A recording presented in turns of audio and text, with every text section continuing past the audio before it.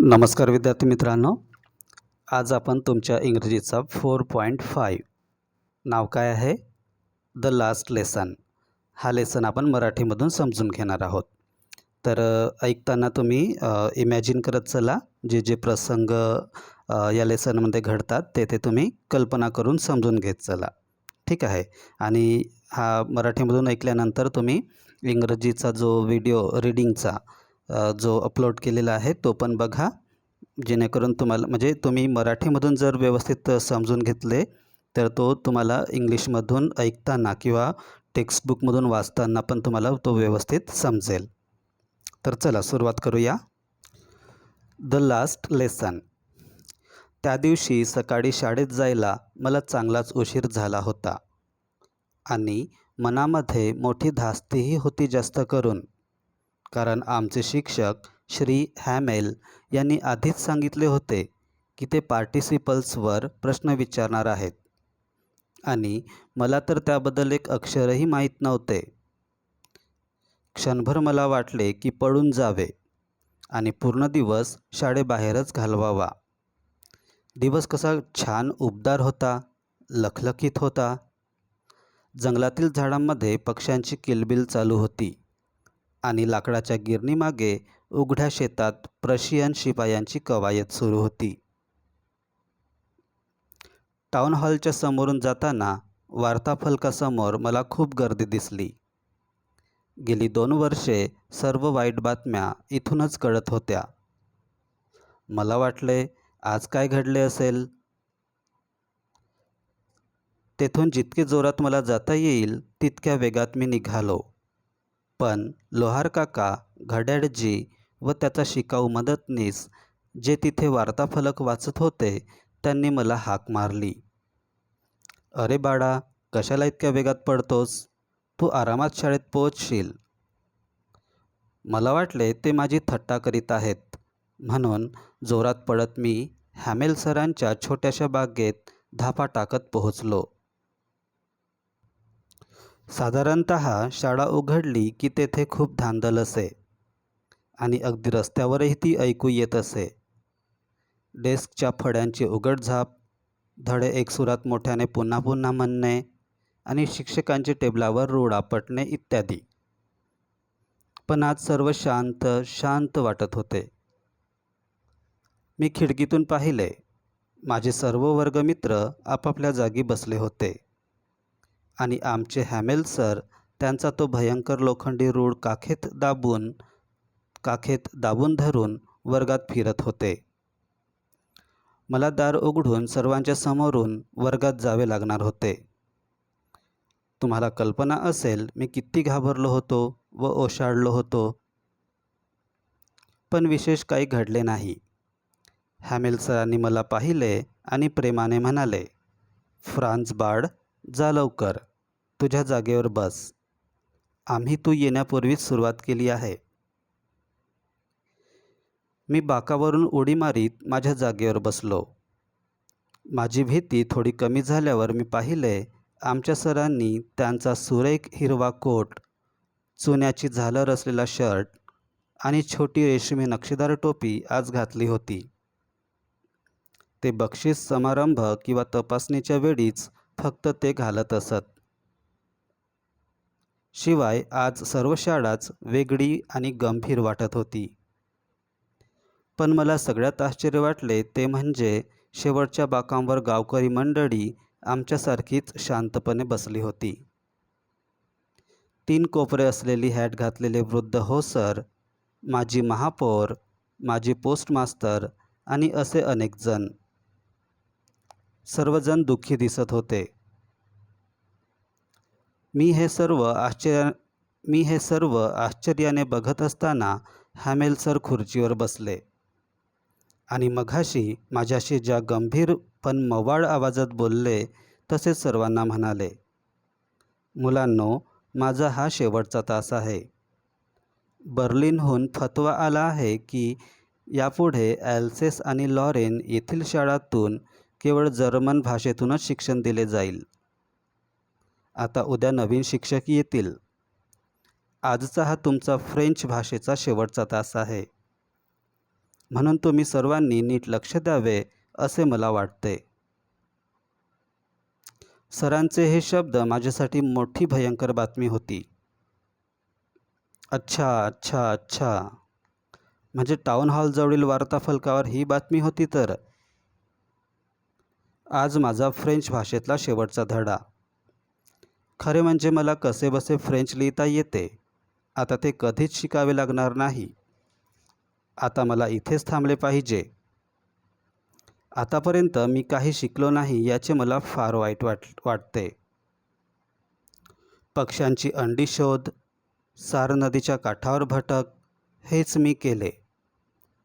काही दिवसांपूर्वी डोकेदुखी वाटत असलेली, ने आण करायला वजनदार वाटणारी माझी पुस्तके, माझे व्याकरण आणि माझी संतचरित्रे, हे सर्व आता माझे जुने मित्र ठरणार. ते सर्व आता मला सोडावेसे वाटेना.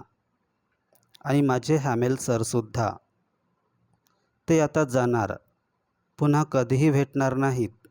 या विचाराने त्यांचा तो लोखंडी रूढ आणि त्यांचा तऱ्हेवाईकपणा मी विसरून गेलो. बिचारे सर. आजच्या या शेवटच्या तासासाठी त्यांनी समारंभात घालत असत असे कपडे घातले होते. आणि आता माझ्या लक्षात आले की गावातील बुजुर्ग मंडळी वर्गात शेवटच्या बाकावर का बसली होती. कारण ते पुढे कधीच शाळेत गेले नव्हते. याबद्दल त्यांना वाईट वाटत असावे. गेली 40 वर्षे प्रामाणिकपणे शिकवणाऱ्या आमच्या शिक्षकांचे आभार मानण्यासाठी, तसेच जो प्रदेश आता आपला राहिला नव्हता त्याच्याविषयी आदर व्यक्त करण्यासाठी ते सर्वजण शाळेत आले होते. मी हा सर्व विचार करीत असताना माझे नाव पुकारले गेले. माझी पाठांतर म्हणून दाखवण्याची पाळी होती. मी व्याकरणाचा काहीच अभ्यास केला नसल्याने मला एक शब्दही बोलता येईना. पण श्री हॅमेल सर मला म्हणाले, अरे फ्रान्स, मी तुला शिक्षा करणार नाही, कारण तुला खूप वाईट वाटत असेलच. कसं असतं बघा, रोज आपण स्वतःशी म्हणत असू की वा, अजून आपल्याजवळ खूप वेळ आहे, मी हे उद्या शिकेन. पण आता बघा आपण कुठे येऊन पोचलो. काय गंमत आहे बघा. आणि ॲल्सेसची हीच मोठी समस्या आहे. तिने उद्याचे शिकणे थांबवूनच टाकले. आता त्या बाहेर परेड करीत असलेल्या लोकांना तुम्हाला म्हणायचा अधिकार असेल की बघ आता, तुम्ही स्वतःला फ्रेंच म्हणवता, पण तुम्हाला तुमची भाषा ना लिहिता येत ना बोलता येत. पण बिचाऱ्या फ्रान्स, तू स्वतःला एवढे वाईट समजू नकोस. आपणा सर्वांनाच स्वतःला दूषणे द्यावी लागणार आहेत. तुमचे पालक तुमच्या शिक्षणाविषयी फारसे उत्सुक नव्हतेच. तुम्ही कुठेतरी शेतात किंवा गिरणीत काम करून थोडे जास्त पैसे मिळवावेत अशीच त्यांची अपेक्षा होती. आणि याबाबत मी सुद्धा दोषी आहे. मी नाही का तुम्हाला अभ्यास सोडून माझ्या शेतावर फुलझाडांना पाणी देण्यासाठी पिटाळले. मग असे एका विषयातून दुसऱ्या विषयावर बोलत हॅमेल सर आता फ्रेंच भाषेसंबंधी बोलू लागले. म्हणाले की जगातील सर्वात सुंदर भाषा म्हणजे फ्रेंच. आपण तिचे रक्षण केले पाहिजे व तिला विसरता कामा नये. कारण आपण गुलाम झालो तरी जोपर्यंत आपण आपल्या भाषेला सोडत नाही तोपर्यंत आपल्या हातात त्या तुरुंगाची किल्ली आहे असे समजले पाहिजे. मग त्यांनी एक व्याकरणाचे पुस्तक काढले व त्यातील एक धडा आम्हाला वाचून दाखवला. मला माझेच आश्चर्य वाटले की तो धडा मला किती सहज समजला. सरांनी वाचले ते मला इतके सोपे वाटले. मला जाणवले की मी याआधी इतक्या एकाग्रतेने कधीही ऐकले नव्हते आणि यापूर्वी सरांनीही इतक्या संयमपूर्वक शिकवले नव्हते. असे वाटत होते की जणू बिचाऱ्या सरांना जाण्यापूर्वी त्यांना माहीत असलेले सर्व ज्ञान आम्हाला द्यायचे होते आणि एका झटक्यात ते सर्व आमच्या डोक्यात रिचवायचे होते. व्याकरणानंतर त्यांनी लिहावे कसे यावरचा धडा घेतला. त्या दिवशी हॅमेल सरांनी आमच्यासाठी नवीन पुस्त्या आणल्या होत्या. त्या पुस्त्यांवर सुरेख हस्ताक्षरात त्यांनी लिहिले होते, फ्रान्स एल्सेस, फ्रान्स एल्सेस. ते शब्द म्हणजे वर्गात सगळीकडे आमच्या डेस्कवर जणू एक एक निशाण लावल्याप्रमाणे वाटले. तुम्ही बघायला पाहिजे होते कसे प्रत्येकजण कामात गुंतले होते आणि सगळे वातावरण कसे शांत होते. तेथे आवाज फक्त चुरूचुरू चालणाऱ्या पेनचा येत होता. छपरावर काही कबुतरे मंद आवाजात घुमत होती आणि माझ्या मनात विचार आला, ते या कबुतरांनाही जर्मन भाषेत गुटरगू करायला लावतील का? जेव्हा जेव्हा मी लिहिणे थांबवून वर पाहिले तर हॅमेल सर खुर्चीत शांतपणे बसलेले व एकदा एकीकडे व एकदा दुसरीकडे टक लावून बघत होते. जणू काही त्या वर्गखोलीतील प्रत्येक वस्तू कशी दिसते ते आपल्या मनात साठवून ठेवत होते. काय गंमत आहे बघा, गेली 40 वर्षे ते याच ठिकाणी आहेत. खिडकीबाहेर तीच बाग आणि त्यांच्यासमोर तसाच वर्ग आहे. वर्गाकडे व वर्गाबाहेरील त्यांच्या छोट्याशा बागेकडे पाहत बसलेले आहेत. फक्त डेस्क आणि बाके जुनी झाली आहेत आणि बागेतली अक्रोडाची झाडे उंच वाढली आहेत. हे सगळे सोडावे लागणार म्हणून आणि वरच्या खोलीत त्यांची बहीण सामानाची आवराआवर करीत आहे हे ऐकून बिचाऱ्या सरांची मनस्थिती किती वाईट झाली असेल, कारण त्यांना उद्या हा देश सोडावा लागणार आहे. लेखनाचा तास झाल्यावर एक इतिहासाचा पाठ झाला आणि त्यानंतर लहान मुलांनी त्यांचे बा, बे, बी, बो, बू च्या बाराखड्या म्हटल्या. ओहो, मला तो शेवटचा धडा किती चांगला आठवतो आहे. आणि तेवढ्यात चर्चच्या घड्याळाने 12चे ठोके दिले. त्याचवेळी आमच्या खिडकीखाली कवायत करून परतलेल्या प्रशियन सैनिकांनी बिगुल वाजवला. हॅमेल सर खुर्चीतून उठून उभे राहिले उदासवाने. ते इतके महान याआधी कधीही वाटले नव्हते. माझ्या मित्रांनो, ते म्हणाले, मी पण पुढे त्यांना बोलवेना.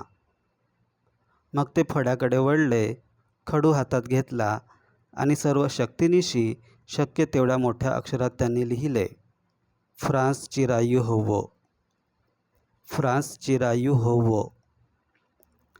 मग ते थांबले आणि भिंतीला डोके टेकवून उभे राहिले आणि एकही शब्द न बोलता आमच्याकडे हात करून त्यांनी इशारा केला, शाळा संपली आहे, तुम्ही जाऊ शकता.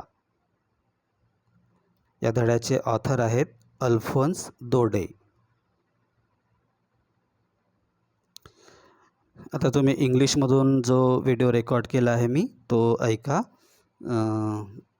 बुकमध्ये प्रत्येक वाक्यांवर बोट ठेवून तो ऐका आणि समजून घ्या. चला, बाय.